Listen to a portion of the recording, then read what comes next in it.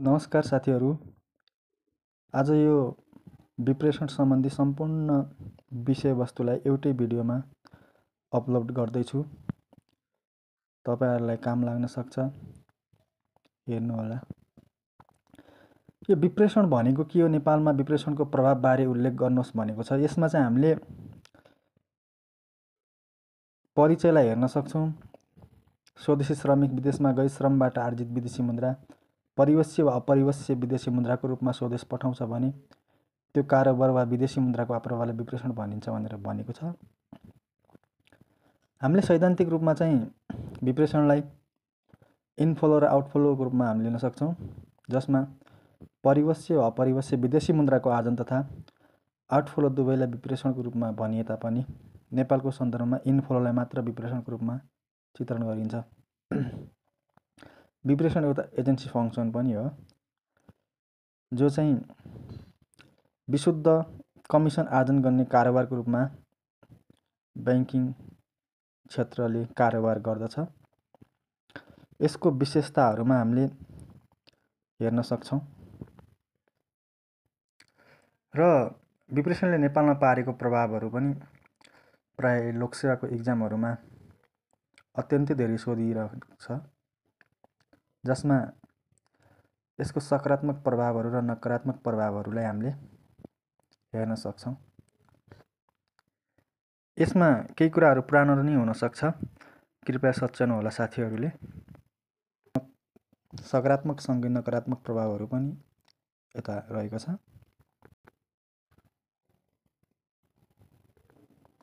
र विप्रेषणको प्रकारहरूमा हामीले inward रिमिटहरू, outward remit, रकमान्तर अनि स्थानान्तरण, डोमेस्टिक रिमिट, इन्टरनेसनल रिमिटहरू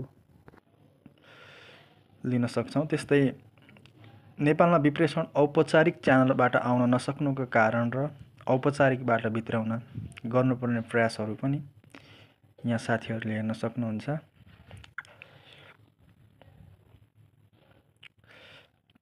नेपालको अर्थतन्त्रमा विप्रेषण आएलाई औपचारिक च्यानलबाट भित्राउनका लागि गरेका प्रयासहरू र त्यसलाई प्रभावकारी बनाउन अवलम्बन गर्नुपर्ने रणनीतिहरू उल्लेख गर्नुहोस् भनेको छ। कृपया धेरै काम लाग्छ। यो मेरो पर्सनल नोट हो, तपाईहरुलाई प्रोभाइड गर्दैछु र भोलिको दिनमा पनि बैंकिङ रिलेटेड विभिन्न किसिमका च्यालेन्जिङ प्रश्नहरू र आवश्यक अनुसारका विभिन्न तथ्याङ्कहरू प्रोभाइड गर्दै जानेछु। हेर्नुहोला। नेपालकै बैंकिङ इन्डस्ट्रीमा सबैभन्दा महत्त्वपूर्ण टपिकको रूपमा विप्रेषणलाई लिन सकिन्छ र नेपालको विप्रेषणको जुन अहिलेको ट्रेन्ड छ त्यो पनि केही चेन्ज भएको हुन सक्छ होला। साथीहरूले आफैले हेरेर विचार गर्नुहोला। र तल नेपाल राष्ट्र बैंकको पछिल्लो तथ्याङ्कलाई चाहिँ पोस्ट गर्नुपर्ने हो।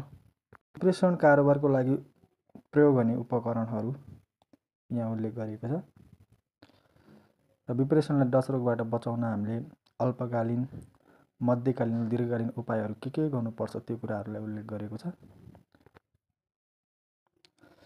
त्यससँगै